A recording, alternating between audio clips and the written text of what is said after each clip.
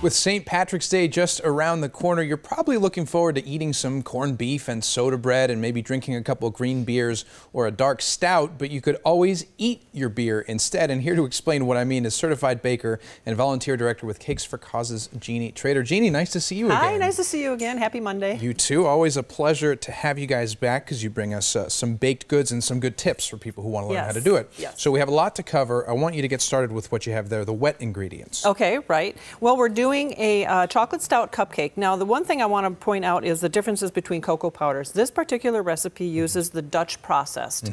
Now, Dutch processed is processed with alkali and takes the acidic element out of the cocoa powder, makes it mellower and much darker. If you can see, if the camera can see the differences, this is the Dutch process is darker, and the natural unsweetened is very light. Noticeably different. Yes.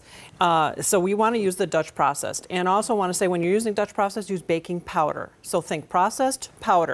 Got it. With the regular, it's more acidic. You want to use baking soda. Well, it depends on what you're making for this particular one. It does. Always follow your recipe. The color doesn't matter for this one. Plus, it's richer, and like you say, it's Dutch processed. So just follow your recipe. Got it. Okay, so we're going to start with third a cup of sour cream and 1 large egg. Okay. And we're going to whisk those together. And on the stove top earlier, I took a stick of butter, a half a cup of the stout beer, and I used Guinness Stout. Yum. And put it all together. 6 tablespoons of cocoa powder, 6 tablespoons of the Dutch processed cocoa powder. You want to simmer that and bring it to a simmer, and then you're going to add that to our...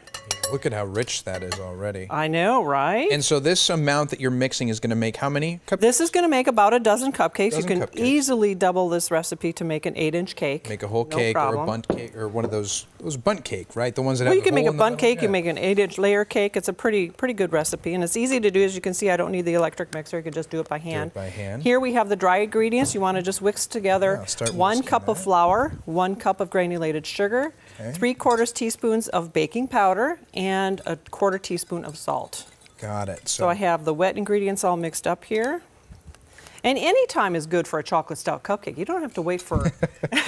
Stout is good any time of the year. Right? If you're a fan of the dark beer, I personally, I was telling you, dark beer for me is not so great. And a cake, I'd eat it, but I wouldn't necessarily. Oh, and it's delicious. It pairs very well with chocolate. I know it's a staple of St. Patty's Day. You're only using half a cup, so you get to drink the rest of it. Use half a cup, and then you always add the dry to the wet. Always dry the dry last, and you just want to mix. And when you're mixing your dry ingredients into your mix, you want to just incorporate. You want to make sure all the flour gets mixed into it, but you don't want to overmix, because when you overmix your baked goods, that's when you get a tough cake or a cupcake. A tough cake. So it's the opposite of meat. You don't want to beat it too much. Right. Or else it won't You be just very want to soft. incorporate it. And so we have the final product here to my left, gorgeously decorated. What'd you put on top here? Some sort of marshmallow fluff? Yeah, so you want to kind of bring out the beer theme. So we use little gumdrops. We put a little dollop of icing on top to look like a mug of beer. A little pretzel, of course, beer and pretzel. You can put marshmallows to make it look like the foamy top on a beer. How sweet. And you want to bake these at 350 degrees for 18 to 20 minutes. Just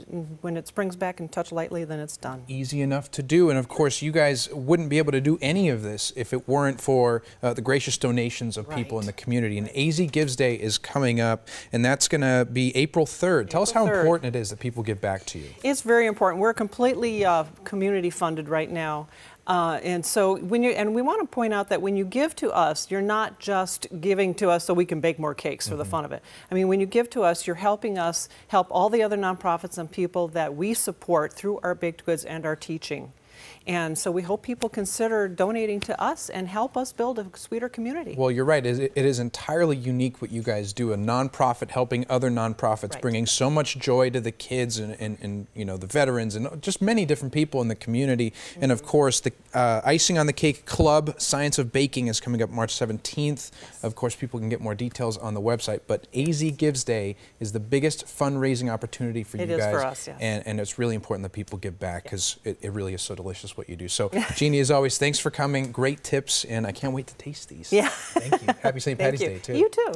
Icing on the Cake Club, again, will have its next meeting, Science of Baking, Saturday, March 17th. Visit cakesforcauses.org and give them a call at 520-303-7893 with any questions.